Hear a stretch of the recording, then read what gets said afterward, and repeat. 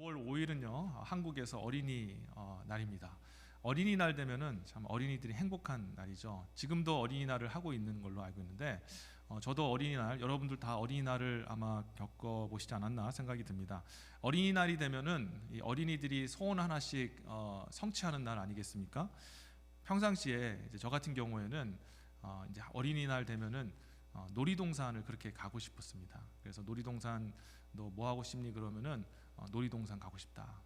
그래서 이제 저는 서울에 살았기 때문에 어린이 대공원이라는 것이 있는데 그 어린이 대공원은 다 좋은데 놀이 시설이 좀 약합니다. 그리고 입장료가 제가 알기로는 좀 받긴 받는데 조금 약하고 그래서 이 공원 위주라서 별로 안 좋아해서 부모님들은 자꾸 어린이 대공원 가자고 그러는데 저는 용인 자연농원 가자. 지금 에버랜드인데 용인 자연농원으로 가야 된다 그렇게 얘기를 했습니다. 가려면 또 시간도 걸리고 하는데 근데 또 부모님들이 또 그날 하루만큼은 시간 내주셔서 한 번씩 이렇게 가줬던 것으로 기억을 합니다. 또 그날 되면 또 갖고 싶은 것도 또 소원을 또 성취하는 날이었습니다. 그래서 저는 어렸을 때 그 롤러스케이트가 그렇게 갖고 싶더라고요. 그래서 롤러스케이트 뭐 갖고 싶은 거 있니 그렇게 하셔서 롤러스케이트 갖고 싶다 했더니 이렇게 사주셨어요. 그래가지고 그것 타고 그냥 제 여동생하고 그냥 밤 늦대로 그렇게 돌아다녔던 기억이 납니다. 또 이 어린이날 되면은 아이들이 먹고 싶은 거 하나씩 먹는 날 아닙니까? 그래서 저 같은 70년대생들께서는 다 경험해서 아시겠지만은 뭐 먹고 싶냐 그러면 세 개가 꼭 먹고 싶어요. 셋 중 하나입니다. 첫 번째 짜장면, 두 번째 돈가스, 마지막 뭘까요? 함박스테이크. 맞아요. 함박스테이크. 세 가지입니다. 그래서 항상 늘 뭐 먹고 싶냐 그러면 그 이제 경양식집이라고 해가지고 돈가스 팔고 그 경양 그 함박스테이크 파는데 오늘날 보면은 뭐 분식나라 그런 건데 굉장히 좀 이쁘고 화려하게 초도 켜놓고 그래서 이제 그날 가면 진짜 정말 외식하는 날이었던 것 같습니다. 자 여러분 그런데 이제 중학교 이제 입학하면 이제 어린이가 아니잖아요. 이제 지금은 이제 중학생 아이들도 너 칠드런이냐 그러면은 뭐 아니라고 얘기하지만 그때도 자존심이 있어서 그런지 6학년 끝나고 중학생 딱 되면은 어린이 아니라고 그렇게 얘기를 합니다. 그래서 이제 더 이상 어린이의 그 기쁨을 또 행복을 누리진 못했지만 그러나 지금 이제 어린이날이 지나고 어른이 된 이후에도 이 땅에 사는 아이들 이렇게 보면은 그 어린이날 되면 참 행복해하고 참 좋아하는 것 같습니다. 근데 참 희한한 게 뭐냐면은 미국에 와서 보니까 미국에 어린이날이 없는 거예요. 여러분 좀 이상하지 않습니까? 어린이와 노인의 이 천국이라고 하는 그 미국에 어린이날이 없어요. 그래서 왜 그런가 제가 한번 살펴보니까 미국 사람들 부모님도 이렇게 생각한대요. 어느 한 날만 어린이날을 정해서 하는 것이 아니라 매일매일 어린이를 행복하게 해주는 것이 부모의 의무다라고 생각해서 그래서 어린이날이 없다고 하는 것입니다. 그러고 보니까 미국은 정말 매일매일이 어린이날인 것 같아요. 엄마 뭐 먹고 싶어? 뭐 먹을래? 돈가스 먹고 싶어. 치즈 돈가스 우리 아이들이 좋아하는데 치즈 돈가스 늘 원하면 먹을 수 있는 그 날이 되는데 어쨌든 우리 참 미국에 사는 아이들은 참 행복하게 이렇게 사는 것 같습니다. 근데 우리가 이 자녀들을 미국에서 키우면서 한 마음 속에 이렇게 행복하게 밝은 모습 속에 살아가는 아이들이 상처 없이 어른이 돼서도 행복하고 또 참 순전하고 또 믿음에 온전히 세워진 그런 자녀들로 성장했으면 좋겠다라는 그런 마음이 소원들이 있을 거라고 생각을 합니다. 그래서 오늘은 여러분과 함께 에베소 6장 4절 말씀을 통하여서 어떻게 하면은 우리 자녀들이 행복하고 또 상처 없고 또 하나님이 기뻐하시는 온전한 믿음으로 성장할 수 있을까? 그 하나님의 양육의 방식에 대해서 좀 살펴보기를 원합니다. 오늘은 좀 아버지 중심적으로 하는 말씀이기 때문에 아버지께서 좀 귀를 기어 들어주시고 또 어머님들께서는 나랑 상관없는 얘기다 생각하지 마시고 이런 아버지의 그런 모습을 통해서 나는 우리 아버지 남편을 어떻게 세워야 할까라는 생각을 해보시고 또 기도의 제목들을 찾게 되시기를 바라겠습니다. 자 그러면은 오늘 본문에서 발견할 수 있는 하나님의 양육 방식 두 가지가 있는데 첫 번째가 뭐냐? 첫 번째는 아버지에게 말씀하는 겁니다. 아버지로서 자녀들에게 하나님의 형상을 온전히 심겨주는 그런 아버지가 되어야 된다라는 것입니다. 하나님의 형상을 온전히 잘 심어주는 아버지가 되어야 된다라고 오늘 사도 바울이 우리에게 얘기하고 있어요. 자 오늘 이 본문을 6장 4절을 보자마자 이런 말씀이 있습니다. 뭐라 기록되어 있냐면 또 아비들아 너희 자녀를 노엽게 하지 말고 라고 기록되어 있어요. 자 노엽게 하지 말라. 노엽게 한다는 건 뭐냐면 아버지로 인해서 아이가 화가 났다라는 것을 얘기해주고 있습니다. 뭔가 아버지 때문에 화가 나 있고 지금 아이가 지금 분노에 차에 있다라는 거죠. 그럼 도대체 아이가 왜 분노하고 있을까? 왜 아이가 이렇게 아버지에 대해서 화가 나 있을까? 그 이유는 아버지가 하나님의 그 참다운 그 형상을 제대로 마음속에 새겨주지 못했기 때문이라는 것입니다. 하나님께서는요, 남자와 여자를 창조하시고 그 창조된 남자와 여자를 바로 명하셔서 뭘 하라 하셨냐면 부모를 떠나서 합하여 한 몸이 이루라, 그러면서 자녀를 낳아서 키우라라고 말씀하셨어요. 한마디로 여성과 남성에게 결혼하라 명하시고 자녀를 낳으라 하신 다음에 가정을 이루어서 남자는 남편이 되게 하시고 여자는 아내가 되게 하시고 또 아버지가 되게 하시고 어머니 되라고 그렇게 명령을 하셨다라는 겁니다. 자, 그러면 왜 결혼하게 하셨을까? 왜 자녀를 낳게 하셨을까? 왜 가정을 이루게 하셨을까? 그 이유는요, 하나님께서 아버지를 통해서 성부 하나님의 모습을 자녀들에게 새겨주고, 그리고 어머니를 통하여서 성자 예수님의 형상을 마음속에 새겨주시게 하시기 위해서 그리 남자와 여자를 남편과 아내 되게 하시고 아버지 어머니 되게 하셨다라는 것을 기억해야 한다는 것입니다.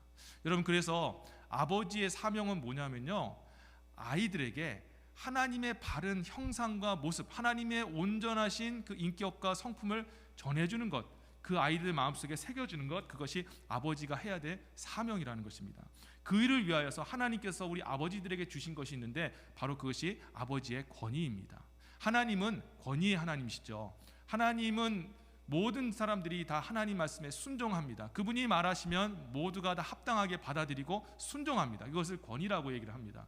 그런데 하나님께서 가정을 세우시고 하나님의 그 아름다운 형상을 자녀들에게 새겨주기 위해서 하나님께서 아버지에게 권위라는 것을 주셨다라는 것이죠. 그런데 문제는 이 권위를 아버지가 잘 사용하고 있느냐라는 것을 살펴봐야 한다는 것입니다. 하나님께서 주신 그 권위를 하나님의 방식으로 행하지 아니하고 인간의 방식으로 권위를 행하게 되면 반드시 자녀들이 상처받게 되어 있고 아버지에 대해서 분노하게 되어 있다는 것을 여러분이 아셔야 합니다. 오늘 사도 바울이 오늘 이야기하기를 너희는 아버지들아 자녀를 노하게 하지 말라라고 했습니다. 이 말은 왜 노하게 되었습니까? 아버지들이 하나님께 주신 그 권위를 잘못 오용했기 때문에, 남용했기 때문이라는 것입니다. 이걸 영어로 어뷰즈라고 얘기를 하는데, 오늘날 아버지들이 혹시 자녀들이 아버지에 대해서 분노하고 있거나 격분하고 있다면 살펴봐야 됩니다. 내가 혹시 내게 주어진 하나님의 거룩한 아버지의 권위를 잘못 사용하고 있는 것은 아닌가 생각해 봐야 된다는 것이죠. 여러분, 우리 하나님 아버지의 예표된 우리 아버지들은 권위를 잘 사용해야 합니다. 그럼 어떤 권위를 사용해야 될까요? 보통 우리 실수하는 게 무엇입니까? 우리 아버지들이 실수하는 것이 아버지의 권위를 스스로 내오면서 내가 아버지니까 너희는 내 말을 무조건 들어야 돼. 내가 가족의 머리니까 내 뜻대로 가는 거야. 뭐 이렇게 얘기한다든지, 너희가 뭘 한다고 그렇게 함부로 까부르냐? 내가 다 알고 내가 경험이 있으니까 너희들의 생각과 의견은 중요치 않아. 내 말을 무조건 따라야 돼. 이런 식으로 아버지의 권위를 내세울 때가 있습니다. 요즘 뭐 그런 아버지가 참 찾기는 쉽지는 않지만 그렇게 은연중에 말로, 행동으로, 표정으로 나올 수가 있다는 것이죠. 여러분, 근데 이런 아버지의 권위는 올바른 권위 사용이 아닙니다. 그렇다면 어떤 식으로 우리가 권위를 사용해야 될까? 하나님은요, 사랑으로 권위를 행하셨음을 여러분 믿으시기를 바랍니다. 여러분, 우리 아버지가 배워야 될 정말 바른 권위는요, 사랑으로 그 권위를 행하는 것입니다. 그러면 사랑으로 하는 권위는 도대체 어떤 권위일까? 그 말씀이 바로 고린도전서 13장 4절에서 11절까지 나오는 내용의 말씀을 통해서 알 수가 있습니다. 너무 잘 아시는 말씀인데 제가 읽어보겠습니다. 사랑은 오래 참고, 사랑은 온유하며 투기하는 자가 되지 아니하며, 사랑은 자랑하지 아니하며 교만하지 아니하며 무례히 행치 아니하며 자기의 유익을 굳지 아니하며 성내지 아니하며 악한 것을 생각지 아니하며 불의를 기뻐하지 아니하며 진리와 함께 기뻐하고 모든 것을 참으며 모든 것을 믿으며 모든 것을 바라며 모든 것을 견디느니라. 아멘. 하나님은 참 권위의 하나님이시죠. 권위의 근원이 바로 하나님 그분 자신이십니다. 여러분, 그래서 하나님은 자기가 원하는 대로 하실 수 있습니다. 그리고 우리 모든 사람들에게 이렇게 해라 저렇게 하지 말아라 라고 명령하실 수 있는 권세도 있고 권리도 있으신 분이십니다. 그런데 하나님은 우리에게 당신의 그 아버지로서의 권위를 어떻게 행하셨을까요? 오래 참으시는 것을 통해서 권위를 보이셨습니다. 온유하심으로 권위를 보이셨고, 또 무례히 행치 아니하는 모습으로 권위를 보이셨고, 그리고 분노하지 않는 것을 통해서 권위를 보이셨고, 그리고 모든 것을 끝까지 참고 모든 것을 함께 바라면서 함께 같이 견디어주는 모습을 통해서 그 권위를 보여주셨다는 거예요. 그래서 우리는 그 권위 앞에 무릎을 꿇지 않습니까? 여러분, 하나님의 형상을 나타내야 될 귀한 아버지 여러분, 여러분들이 이제 자녀들에게 대할 때 하나님께서 주신 사랑의 권위로 자녀를 잘 다스리고 또 섬겨주시기를 다시 한번 주의 이름으로 부탁을 합니다. 자녀들의 부족한 모습들이 분명히 보입니다. 그런데 참 아버지는 그들의 그 연약하고 부족한 모습을 끝까지 참아주는 아버지입니다. 내 자녀라고 내가 함부로 말하고 그렇게 인격을 무시하지 아니하고 예의를 갖춰서 무례하지 않게 대하는 아버지, 그 아버지가 사랑으로 권위를 행하는 아버지입니다.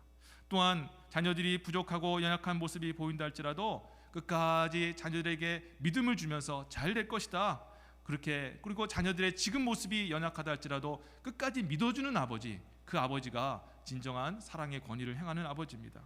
화가 날 수 있습니다. 자녀로 인해서 화가 날 수가 있습니다. 그럼에도 불구하고 끝까지 온유한 모습으로 대하는 그 아버지, 그 아버지가 하나님 기뻐하시는 아버지. 자녀들이 실패와 좌절 속에 눈물 짓고 낙심해 있을 때 옆에서 끝까지 자녀들의 아픔과 고통에 함께 해주며, 그리고 그들과 함께 같이 끝까지 견디어 주는 것, 그들의 아픔이 견뎌질 때까지 함께 해주는 그 아버지, 그 아버지가 하나님이 기뻐하시는 아버지요, 이것이 하나님이 그 아버지에게 원하시는 참 권위의 사용 방법이라는 것이죠. 이런 모습을 통해서 우리 자녀들이 하나님이 우리의 진정한 아버지이시고 권위자이신 하나님이 은혜와 사랑과 자비와 긍휼이 많으신 그런 하나님이라는 것을 깨달아 알게 된다는 것입니다. 그리고 그 아버지를 볼 때 진심으로 존경하고 사랑하고 그 권위를 인정하게 되어지는 그런 일이 일어나게 된다는 것이죠. 그런데 그런 모습이 아니라 우리가 만약에 무례한 아버지, 그리고 강압적인 아버지, 말만 앞서는 아버지, 지적하고 판단하는 아버지, 믿어주지 않는 아버지, 기다려주지 않는 아버지의 모습으로 살아간다면 아이들은 마음속에 큰 상처를 받게 될 것입니다. 이것을 통해서 우리 아이들이 아버지에 대해서 분노하고 있다면 여러분 다시 한번 생각해야 돼요. 오늘날 우리 아이들에게 한번 물어보십시오. 아버지가 물어보기 좀 민망하면 어머니들 한번 물어보세요. 너는 아버지에 대해서 어떤 마음이니? 근데 그 아이의 마음속에 아버지를 향해 미움이 있거나 어떤 분노가 있거나 그렇다면 아버지의 성적표가 좋지 않다는 것을 깨달아야 합니다. 잘못 권위를 행하고 있고 잘못된 아버지의 모습을 보이고 있다는 것을 여러분이 기억해야 된다는 거예요. 사랑하는 아버지 여러분, 사랑으로 행하시는 그런 아버지 되시기를 주의 이름으로 축원합니다. 여러분, 그 권위라는 것은요, 아버지 스스로 세우는 게 아니에요. 내가 아버지니까 너희는 내 말 따라야 돼, 아버지니까 순종해야 돼, 내가 머리에 가정이니까 따라와야 될까지 아니라 사랑으로 행할 때에 아내도 그리고 자녀가 인정해 줄 때 나오는 것이 권위입니다. 권위는 스스로 세우는 것이 아니라 가족들이 세워주는 것이 권위라는 것입니다. 왜냐하면 권위라는 것은 바로 아버지가 사랑으로 그 아이들에게 행하고 그 아내에게 행할 때 그들의 마음속에 그 아버지의 그 사랑, 그노는 하나님으로부터 온 사랑인데 그 사랑이 심겨져서 마음속에서 자라서 열매가 맺혀지고 꽃이 피어질 때 향기로 나타나는 것이 바로 아버지의 권위이기 때문이라는 것입니다. 그래서 권위를 찾기 전에 먼저 자녀들을 사랑하고 그리고 아내를 사랑하며 나갈 때 놀랍게도 하나님께서 그들의 마음속에 꽃이 피게 나게 하셔서 아버지를 존경하고 그리고 따르고 그 권위를 인정하게 되어지는 아름다운 역사가 일어나게 되는 줄 믿으시기를 바랍니다. 그래서 자녀 양육하는 첫 번째, 아버지들이여 사랑으로 권위를 행하십시오. 여러분 절대 잃지 않기를 바라겠습니다. 자, 두 번째 자녀 양육의 원리는 말만 하지 말고 행동을 하라는 겁니다. 말만 하지 말고 행동을 하라. 자, 4절 다시 한번 보십시오. 또 아비들아, 너희 자녀를 노엽게 하지 말고 오직 주의 교양과 훈계로 양육하라. 노엽게 하지 말라라는 것은 인간의 권위 세우지 말고 하나님의 방식으로 사랑으로 세워라, 이제 그런 뜻을 가지고 있고, 자, 오직 주의 교양과 훈계로 양육하라 했습니다. 이게 도대체 뭘까? 주의 교양과 훈계로 양육한다는 것이 무슨 의미일까요? 영어 성경을 보니까 이렇게 기록이 되어 있네요. Bring them up in the training and the instruction of the Lord, 이렇게 나왔습니다. 그러니까 주님, 예수님의 훈련 방식과 교육 방식을 따라서 너희 자녀들을 양육하라 하고 있습니다. 그 아버지들에게 얘기하는 거예요. 주님의 방식으로, 주님이 가르쳤던, 제자들이 가르쳤던, 훈련시켰던 방식을 따라라. 자, 그러면 예수님이 제자들에게, 그의 백성에게 훈련시키셨던 그 훈련의 방식, 양육시켰던 방식이 뭐냐? 바로 말이 아니라 행동으로 가르쳐 주셨다는 것입니다. 예수님은요, 가늠한 여인이 있었습니다. 그 가늠한 여인에게 교훈을 주길 원하셨어요. 다시는 그 죄악된 일을 하지 말라. 이게 어떻게 보면 예수님께서 그 여인에게 가르쳐 주고 싶었던 최종적인 메시지였습니다. 그런데 예수님은 그 말 하시기 전에 무엇을 하셨습니까? 그 여인을 보호해 주셨고, 그 여인을 죽이려고 했던 사람들 앞에서 그 여인을 보호해 주었고, 또 먼저 그에게 나도 너를 정죄하지 않는다라고 그 여인을 먼저 용서해 주신 다음에 너는 이 죄를 짓지 말라라고 말씀해 주셨어요. 예수님은 말만 하지 아니하시고 반드시 행동으로 하셨습니다. 그리고 생명을 주시는 그 예수님이라는 사실을 많은 사람들에게 이야기하기 전에 먼저 나사로를 살리신 다음에 나는 부활이요 생명이니라고 선포하셨어요. 예수님께서는 제자들에게 나는 섬김을 받으러 온 것이 아니라 섬기려 하고 내 자신을 대속물로 주려 왔다라고 말씀하실 때 말로만 하지 아니하시고 어떻게 하셨습니까? 직접 겉옷을 벗으시고 손목을 걷으신 다음에 제자들 무릎을 꿇고 종과 같이 제자들의 발을 씻겨 주셨다라는 거예요. 여러분, 이게 바로 예수님의 양육 방식입니다. 예수님은 말하지 아니하시고 말하기 전에 행동을 행하셨어요. 행동을 한 다음에 그 다음에 말하셨다는 것이죠. 강의식으로 예수님이 제자 양육하신 것이 아니라 도제식으로 하셨습니다. 도제식이라는 게 뭘까요? 도공들이 자기 제자를 키울 때 말로 이게 해가지고 뭐 흙은 몇 대 몇로 그렇게 하는 것이 아니라 실제로 그의 손을 붙잡고 잘 봐라 이렇게 흙을 빚는 거 하면서 같이 이렇게 행동으로 보이면서 가르쳐주는 방식이 도제식 방법이라는 거예요. 여러분, 예수님은 제자들 그렇게 키우셨어요. 그래서 성경 말씀에 보니까 예수님의 제자들이 예수님 부활 승천하신 후에 이제 복음을 전하고 설교를 하지 않으셨습니까? 설교를 했지 않습니까? 근데 그들의 설교가 이론적인 설교가 아니었어요. 어떤 설교였냐면 내가 예수님이 이렇게 행하셨던 것을 내가 알려준다. 내가 그것의 증인이다. 예수님이 이런 일을 행하셨다면서 항상 하셨던 그 설교들이 뭐냐면 예수님이 행하셨던 일들만 보여줬던 거예요. 그래서 사도행전 10장 39절에 보면 베드로가 많은 사람들 앞에서 이렇게 얘기를 했습니다. 우리는 유대인의 땅과 예루살렘 땅에서 그의 행하신 모든 일의 증인이라. 내가 말하는 것은 내 말이 아니라 오직 예수님께서 행하셨던 것만 보여준다 하면서 예수님의 그 행하신 일을 증거했던 거예요. 여러분, 그게 바로 아버지가 자녀들에게 해야 될 그 양육 방법이라는 것입니다. 말만 하지 마시고 행동을 보이세요. 말하기 전에 먼저 행동이 있는지 살펴보시라는 것입니다. 우리 자녀들을 정말 믿음으로 키우고 싶습니다. 그리고 우리 자녀들이 예배하는 그런 자녀로 세워지기 원합니다 라고 생각하시는 아버지들이 계시다면 먼저 예배자가 되시기를 주의로 축원합니다. 우리 아이들이 하나님 말씀에 순종했으면 좋겠습니다라고 여러분 생각하신다면 먼저 아버지가 하나님 말씀에 순종하는 모습을 보이라는 것입니다. 우리 아이들이 예수 그리스도의 복음을 전하는 삶을 살기를 원합니다라고 원하신다면 먼저 아버지가 예수의 복음을 전하라는 것입니다. 우리 자녀는 사랑과 긍휼로 사람들과 세상을 섬기는 그런 사람이 됐으면 좋겠습니다 한다면 말하지 말고 먼저 그렇게 세상을 섬기고 복음을 전하고 낮아지는 모습으로 살아가는 모습을 보이시라는 거예요. 왜냐하면 주님께서 가르쳐 주신 주의 교훈과 훈계는 바로 예수님과 같이 말이 아니라 행동으로 가르치는 것을 의미하기 때문이라는 것입니다. 여러분, 실은요 말보다 행동이 엄청난 그리고 파워풀한 메시지를 전하는 도구인 걸 여러분 아십니까? 예수님이 부활하신 다음에 베드로에게 찾아가셨어요. 근데 베드로는 예수님이 부활하신 것을 알고 그 예수님 부활하셨으면 얼마나 기뻐 뛰겠습니까? 근데 요한복음 마지막 21장 말씀에 보면은 베드로가 예수님이 부활하셨음에도 불구하고 여전히 고기 잡으러 갑니다. 그 분위기를 보니까 그 어떤 실패와 좌절과 부끄러움과 민망함이 그 전체 장에 가득 넘칩니다. 그 왜 고기 잡으러 갔을까? 예수님이 부활하셨는데 왜 뛰면서 기뻐하지 못했을까? 바로 베드로 마음속에 예수님을 향한 미안하고 민망하고 죄송한 마음이 있었기 때문 아니겠습니까? 예수님을 보니까 자꾸 자기가 예수님을 3번 부인했던 것들, 그리고 예수님을 저주했던 것들이 생각이 나는 거예요. 내가 예수님과 함께 그렇게 죽는 그 자리까지 따라가겠다고 그렇게 고백하고 주는 그리스도시여 살아계신 하나님의 아들이며, 그러면서 예수님께 엄청난 칭찬과 또 교회가 세워진다는 그렇게 인정함을 듣고 나서도 예수님을 배신했던 자신의 모습이 너무 부끄러워서 예수님의 부활을 보고도 기뻐하지 못했던 겁니다. 얼마나 민망합니까? 그런데 베드로가 배를 타고 이제 옵니다. 저 멀리 보니까 예수님께서 불을 지펴놓고 고기를 굽고 계세요. 베드로의 마음이 어떻게 하겠습니까? 예수님께 다가간다. 예수님이 나를 부르시면 분명히 불러다가 너 왜 그때 왜 그랬니? 너 나를 끝까지 사랑하던 내가 어떻게 나에게 3번이나 부인하고 저주할 수 있니? 그리고 나와 함께 끝까지 간다는 거 얘기했던 네가 어떻게 내가 십자가 달려 죽는 그 순간에 눈앞에 보이지도 않았니? 그런 소리를 들을까 봐 베드로 마음이 쿵덕쿵덕 뛰지 않았겠습니까? 혼나겠구나. 여러분, 그런데 예수님 어떻게 하셨습니까? 아무 말씀 안 하셨어요. 그냥 그 자리에서 따뜻하게 이리 오너라 하면서 고생했다 하면서 불을 피워주시고, 그리고 거기서 고기를 구워다가 생선을 주시고 아무 말 없이 베드로에게 하나 주시고 예수님 함께 먹으신 겁니다. 여러분, 근데 이게 별거 아닌 것 같지만 이 안에 놀라운 그 주님의 그 사랑의 메시지가 베드로에게 폭포수같이 쏟아진 거예요. 그 고기를 먹으면서 아무 말씀하지 아니하는 그 베드로의 모습, 예수님의 모습을 보면 베드로가 뭘 느꼈겠습니까? 예수님의 마음을 느꼈을 거예요. 베드로야, 괜찮다. 나를 3번 부인했다 할지라도 괜찮다. 이제 그러니 미안해하지 않아도 된다. 베드로야, 내가 너에게 그렇게 네가 그렇게 나에게 행하고 네가 얼마나 힘들었겠니?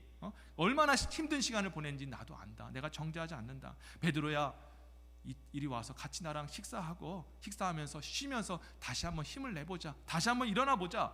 이런 메시지가 예수님의 그냥 말없으신 그 행동을 통해서 전달이 된 거예요. 그리고 나서 예수님께서 물어보신 거죠. 베드로야, 네가 나를 사랑하느냐?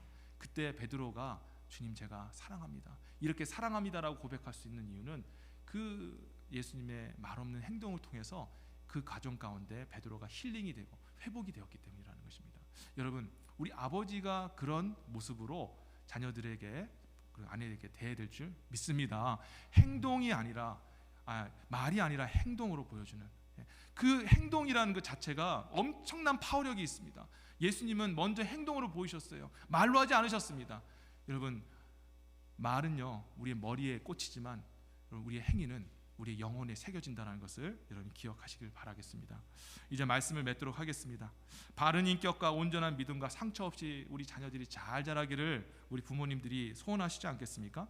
그러기 위해서는 먼저 아버지의 역할이 너무너무 중요함을 여러분 기억하셨으면 좋겠습니다. 자녀들에게 아버지는 자신의 눈으로 처음 보는 하나님입니다. 그래서 아버지의 모습이 하나님의 모습이 되고, 아버지의 형상이 하나님의 형상이 되고, 아버지의 인격이 하나님의 형상이 되어지는 것입니다. 나는 아버지야, 그러니 너희들이 무조건 나를 따라야 되라고 억지 강요, 억지 권위 부리지 마시고 먼저 자녀를 그리고 아내를 진심으로 사랑하시기를 바라겠습니다. 그리고 그 자녀들에게 그리고 아내에게 말 100마디 말보다 한 번의 행동으로 보이십시오. 그것이 더욱더 영향력 있고 더 의미가 있는 장녀 양육 방법입니다.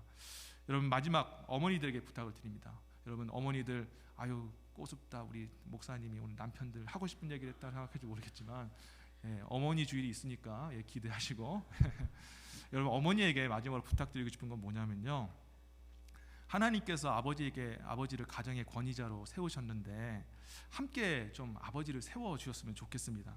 어머니는 가정의 방관자가 아닙니다. 어머니는 제가 말씀드렸다시피 자녀에게 예수 그리스도의 형상을 보여주는 그 예수님의 모습을 보여주는 자입니다. 그리고 그와 함께 그 아버지의 형상을, 하나님 아버지의 형상을 제대로 보여줄 수 있도록 옆에서 돕는 자가 바로 어머니입니다. 그래서 자녀들 앞에서 우리 아버지들을 좀 세워주셨으면 좋겠습니다. 좀 부족한 부분이, 많이 부족하죠. 부족한 부분이 많이 있지만 적어도 자녀들 앞에서는 남편의 권위를 세워주시고 또 자녀를, 또 아버지를 민망하지 않게 해주시기를 부탁을 드리겠습니다. 남편의 부족한 모습이 있을 때 좀 가려주십시오. 물론 두 부부끼리 있을 때는 이야기하실 수 있습니다만 적어도 자녀들 앞에서는 남편의 부족한 부분들을 좀 가려주셨으면 좋겠습니다. 그리고 남편을 위해서 여러분 기도해 주셨으면 좋겠습니다. 오늘 우리 어머니들도 이 말씀을 들었던 것처럼 하나님, 우리 남편이 하나님을 제대로 알고 믿음에 바로 서서 사랑으로 권위를 행하고 행동으로, 삶으로 보이는 그런 아버지 되게 해달라고 여러분 함께 기도해 주셨으면 좋겠습니다. 그렇게 아버지를 세워나갈 때 하나님께서 그 아버지를 통해 어머니의 그 섬김의 모습을 통하여서 우리 자녀들이 상처 없이 아름답게 자라서 다음 세대에도 그 하나님의 사랑을 흘려주면서 참 아름다운 하나님의 영광스러운 모습들을 계속해서 후대에 전하게 하는 그런 사명을 온전히 감당하게 될 줄 믿습니다. 오늘 우리 어린이 주일을 생각하며 우리에게 어떤 아버지, 어떤 어머니가 되어야 될지를 생각해보는 귀한 시간이 되었기를 믿사옵고 모든 분들이 그런 아버지 어머니 되시기를 주의 이름으로 축원합니다. 아멘. 기도하겠습니다.